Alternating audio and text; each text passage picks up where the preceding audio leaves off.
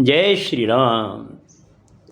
रामायण सिंधी शायरी में व्याख्या हिंदी में बालकांड पृष्ठ 18।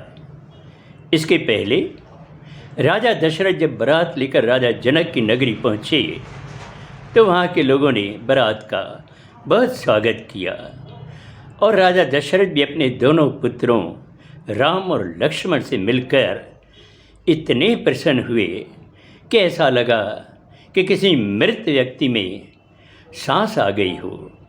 बहुत आनंद की अनुभूति हुई। अब आगे। भरत विशत्रुघ्न सागड आयो, राम गले सिक साण लगायो। लक्ष्मण गद गद ॾिसंदे भ्राता, गड जिहु बसा छाती लाता। भरत और शत्रुघ्न दोनों भी आए तो राम ने उन्हें बड़े प्यार से गले लगाया। लक्ष्मण बहुत खुश हुआ अपने भाइयों को देखकर और उन्होंने भी उनको अपनी छाती से लगाया। खास लगन शुभ नीहु बिछायो, सर्द नाहिरी महीनो भायो। वारुत थी ऐ ग्रह बिनिहार्या, लगन मुहूर्त ब्रह्म विचार्या। खास लगन का शुभ दिन आया। हेमंत ऋतु और सुहावना अगहन का महीना, वार तिथि और ग्रह सभी शुभ। ब्रह्मा ने भी यह शुभ मुहूर्त समझा। जनक पंडित खासो थो जाने, सबब देर जो छाजो हाणे। सतानंद पोलोक सदाया, खास शयूं खणंदा आया। राजा जनक ने पंडितों से यह जानना चाहा कि अब देर क्यों। फिर गुरु सतानंद ने लोगों को बुलाया। जो खास सामान था वो लेकर आए।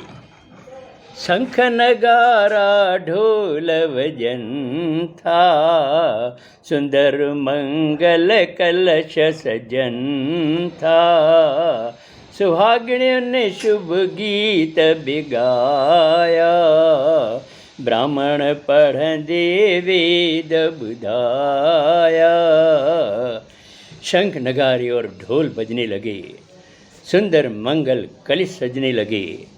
सुहागिन नारियों ने शुभ गीत गाए और पंडितों ने भी वेद पुराण पढ़े। दशरथ साथ निशान बिराजो, शान दिसी जगपाल बिहार्यो। देवन खुश थी फूल वसाया, ब्राह्मण शांति पाठ कराया। दशरथ भी अपने साथियों के साथ विराजमान हुए और उनकी शान ऐसी थी कि जगपाल भी हार जाए। देवों ने भी और देवताओं ने भी खुश होकर फूल बरसाए और पंडितों ने पाठ पूजा कराई। हर हंध ॾाढो शोर मचे थो, ॻाल्हि न कंहिं जी को बि ॿुधे थो। मंडप में पोइ राम पधारियो, आसन ते उनखे वेहारियो। चारों तरफ उल्लास का माहौल था। कोई किसी की बात नहीं सुन पा रहा था। फिर मंडप में श्री राम पधारे। उन्हें बड़े आदर के साथ आसन पर बिठाया गया। अब आगे अगले सोमवार को। जय श्री राम।